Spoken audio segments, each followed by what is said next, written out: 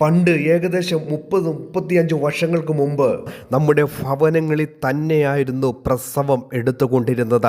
ഇങ്ങനെ പ്രസവ ശുശ്രൂഷയ്ക്ക് വേണ്ടി വരുന്നവരെ വിളിച്ചിരുന്ന പേര് വൈറ്റാട്ടികൾ എന്ന് ആയിരുന്നു.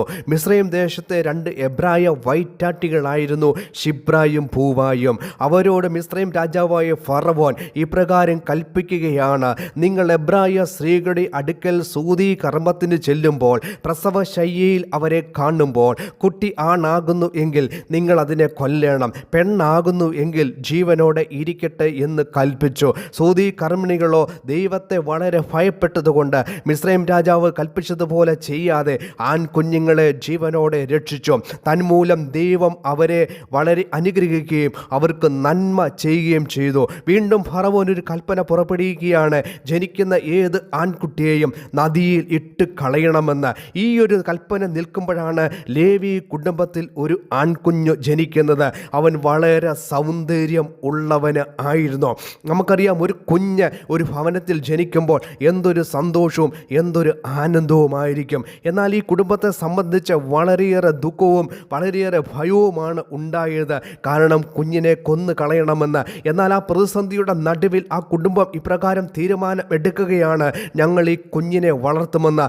ആദ്യത്തെ 3 മാസം ആ കുഞ്ഞിനെ ഒളിപ്പിച്ച് വെച്ചു എന്ന് തിരുവചനം നമ്മളെ പഠിപ്പിക്കുന്നു. നമുക്കറിയാം, ഒരു കുഞ്ഞ് ജനിച്ച് കഴിയുമ്പോൾ ആദ്യത്തെ മാസങ്ങളിൽ നല്ല ഉറക്കമായിരിക്കും. ഏകദേശം 3 മാസങ്ങൾ ശേഷം കുഞ്ഞ് ചിരിക്കുവാനും കരയുവാനും ആ കൈകാലിട്ട് അടിച്ച് കളിക്കുവാനൊക്കെ തുടങ്ങും. അപ്പോൾ പുറം ലോകം അറിയും. ഈ കഴിഞ്ഞ 3 മാസക്കാലം ആ കുടുംബം കടന്നുപോയ വേദന നാം മനസ്സിലാക്കണം. ആ മാതാവിൻ്റെ ഹൃദയം നാം മനസ്സിലാക്കണം. ആ 3 മാസക്കാലം ദൈവസന്നിധിയിൽ തീർച്ചയായിട്ടും ആ മാതാവ് ഇപ്രകാരം പ്രാർത്ഥിച്ചിരുന്നു: ഞങ്ങൾക്ക് വേണ്ടി ഒരു വഴിയെ തുറക്കണമെന്ന്. ദൈവസന്നിധിയിൽ കണ്ണുനീർ പൊഴിച്ചാൽ, ദൈവസന്നിധിയിൽ പ്രതിസന്ധിയുടെ നടുവിൽ ദൈവം നമുക്കൊരു സമയം നൽകുമ്പോൾ, ആ സമയത്തിൽ ദൈവത്തിൻ്റെ സന്നിധിയിൽ മുട്ടുകൾ മടക്കിയാൽ ദൈവം നമുക്ക് വേണ്ടി വഴിയെ തുറക്കുമെന്നുള്ളതായ കാഴ്ചയാണ് പുറപ്പാട് പുസ്തകം 2-ാം അധ്യായത്തിൽ നമുക്ക് കാണുവാൻ സാധിക്കുന്നത്.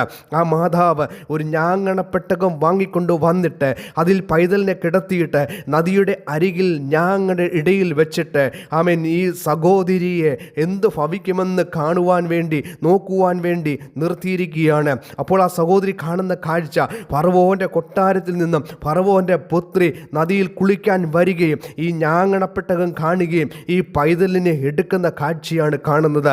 ഈ സഹോദരി ഓടി ചെന്നിട്ട് ഫറവോൻ്റെ പുത്രിയോട് ചോദിക്കുകയാണ്: ഈ പൈതലിന് മുല കൊടുക്കേണ്ടതിന് ഒരു എബ്രായ സ്ത്രീയെ ഞാൻ ചെന്ന് വിളിച്ചുകൊണ്ട് വരട്ടെ എന്ന് ചോദിക്കുമ്പോൾ ആമേൻ ഫറവോൻ്റെ പുത്രി അവളോട് ചെന്ന് കൊണ്ടുവരിക എന്ന് പറയുന്നു. അങ്ങനെ ആ സഹോദരി ഓടിച്ചെന്ന് അവൻ പൈതലിൻ്റെ അമ്മയെ വിളിച്ചു കൊണ്ടുവന്നു.